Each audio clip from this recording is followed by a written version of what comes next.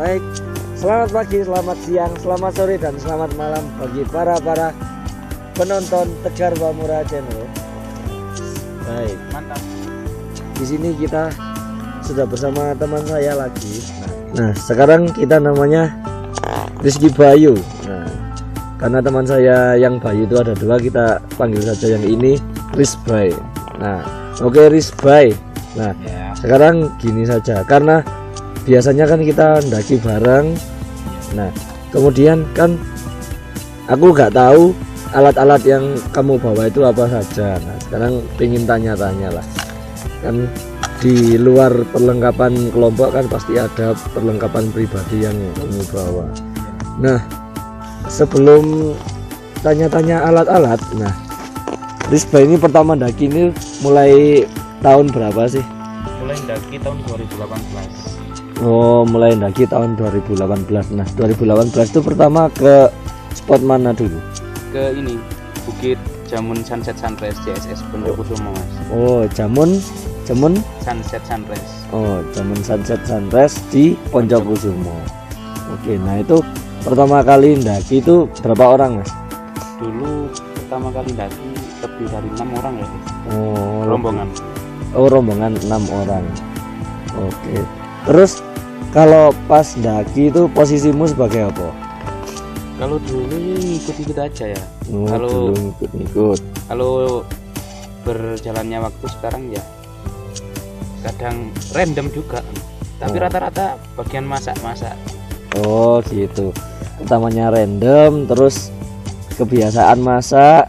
Nah, terus keterusan masak-masak, berarti sekarang posisinya biasanya jadi koki atau chef lah ya. Iya. Kalau di gunung. Oke.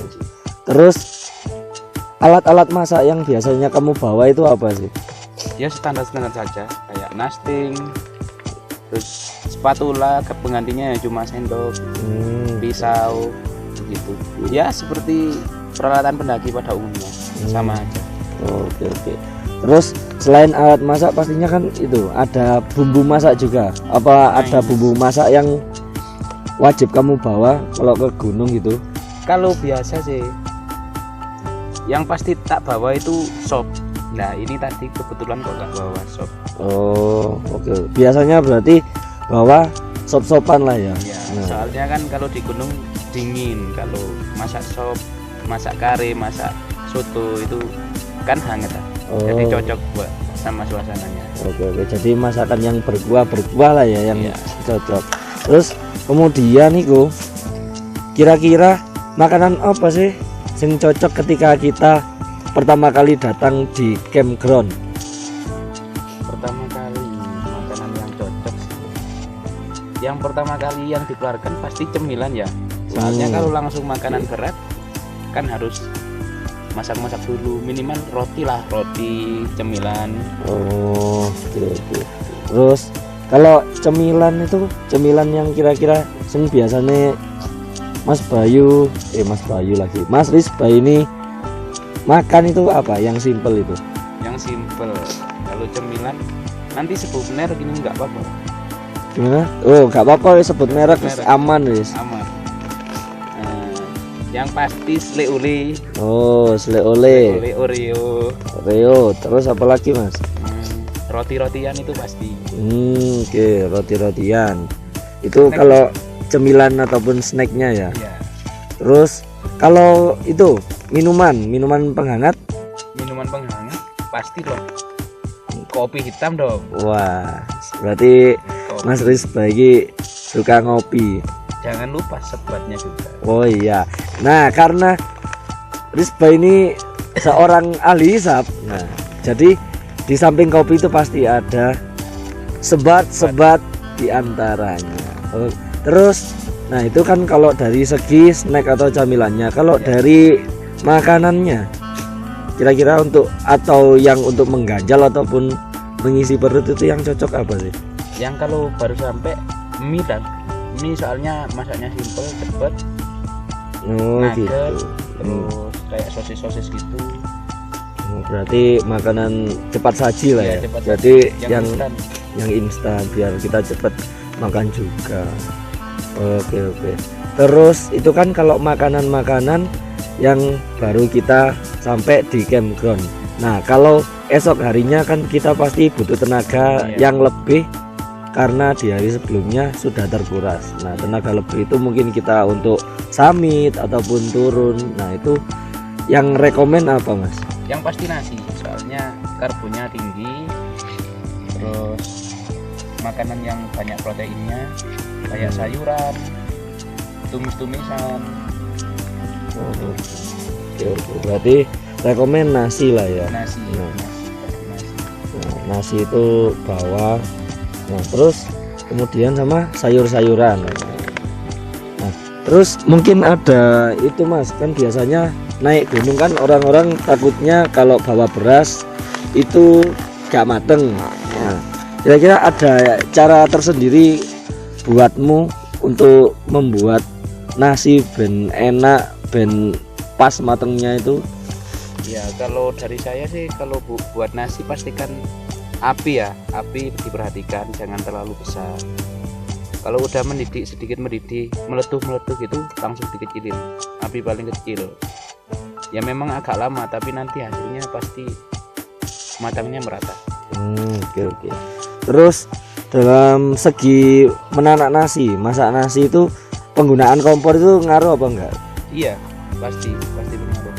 Kalau kompor yang kurang stabil, kadang kan ada kompor yang kurang layak dipakai tetap dibawa karena enggak ada itu pengaruh banget.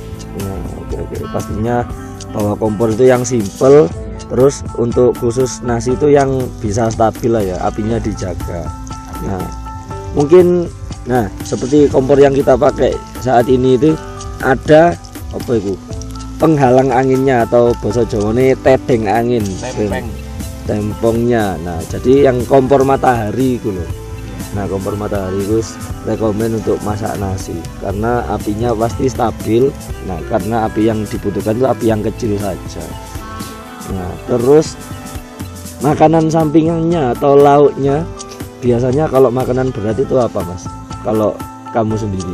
Kalau saya dari dulu itu suka bawa tempe gitu, soalnya awet. Yang pasti tempe, terus mendoan bisa. Ya. Soalnya kan mengandung, kalau tempe mengandung protein banyak, kalau mendoan kan banyak tepungnya. Iya. Bisa buat mengganjal-ganjal. Tempe sama mendoan. Itu yang tempe sama itu bakwan. Bakwan. Nah, jadi ralat itu tadi bukan mendoan tapi bakwan. Nah, terus itu juga Mas, apa kalau ke gunung kan kalau bawa tempe pastinya kan dia digoreng. Iya. Nah mungkin ada tips-tips tersendiri dalam menggoreng ataupun membawa peralatan alat gorengnya ke gunung itu mungkin tips khususnya nggak ada sih Mas, ya sama aja dibawa biasa. Pokoknya dihindari dari itu peralatan berat agar nggak bocor, nggak tumpah. Ya berarti minyaknya itu ditaruh wadah sendiri ya, biar enggak khususin. Nah dikhusus biasanya kan kalau makanan logistik kan disendirikan, pasti enggak dicampur oleh itu. Kadang biasanya kalau logistik ada sendiri yang bawa. Oke. Jadi makanan logistik katanya Mas Risba itu disendirikan dari yang makanan misalkan camilan, makanan berat, terus alat-alat masak itu disendirikan. Nah seperti minyak itu mungkin bisa ditaruh botol kecil saja, gak usah bawa yang besar-besar.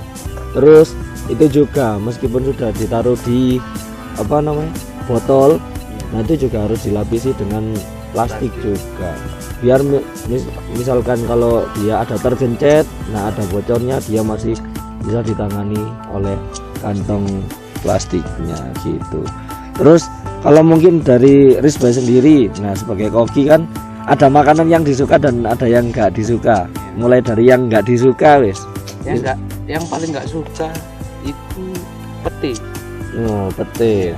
Nah berarti pete. Padahal kalau pete dibawa untuk gunung itu cocok, soalnya proteinnya tinggi. Pete itu sangat pengaruh banget buat energi.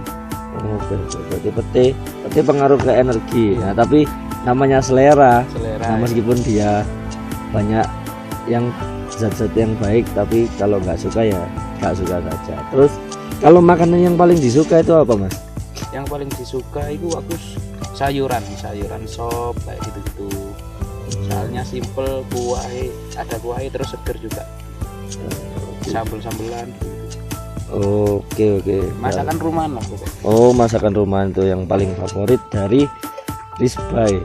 Nah, kemudian mungkin ada pesan-pesan untuk para penonton ini. Kayak gede nih, gak gosong ya, ampun ya. Gak kurang banyak ini dia.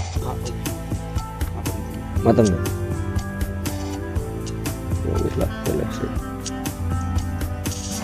Wis mati tenan nih. Wes. Oh, wis.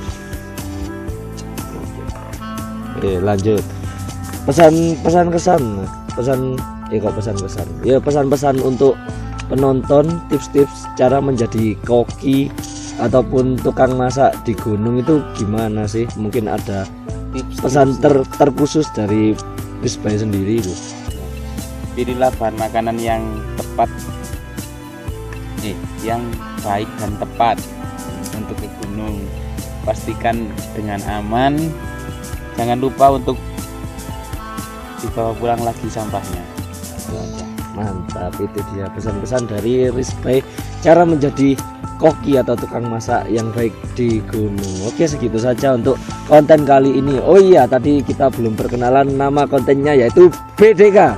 Sudah tahu apa itu BDK? Apa, Mas? Oh, belum tahu. BDK adalah berbincang dulu kawan.